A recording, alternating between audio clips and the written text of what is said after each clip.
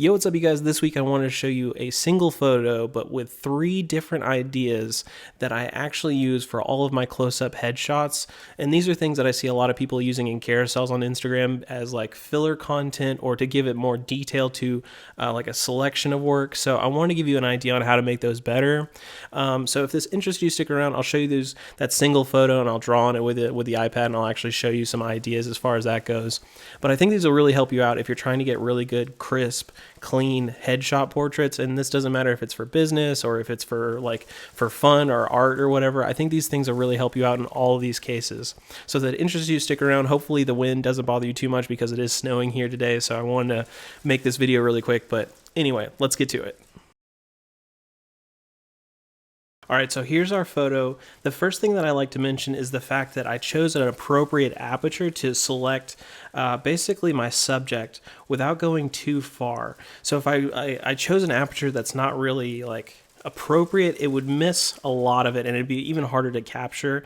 And portraits are already pretty cool, like hard to capture anyway, because a lot of people are moving constantly. So I chose, instead of like a 1.8, I chose like an f2.8, something that would actually capture our entire portrait or close-up of her face, versus like something that's like 1.8, and I probably miss most of the outside of here. So that's one thing to think about. Is the first thing that I think is like selecting for that subject's eye that's closest to me, and then choosing an aperture that gives me enough fall off to move beyond kind of where I want to, but I don't want to capture most of anything that's back here, right? So that's the first thing.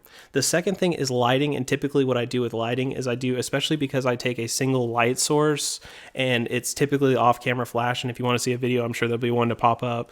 But with off-camera flash, I typically have that one flash that I take and I basically put it in front of my subject directly. I move it up and then I move it to like 45 degrees either way.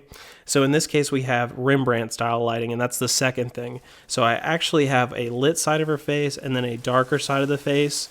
But with Rembrandt lighting, obviously, we get that nice triangle that's right here. So basically, we have our light source that's kind of here, focused down on our subject, giving us that Rembrandt style lighting with the light and then the dark side, and then obviously that Rembrandt triangle that's very popular.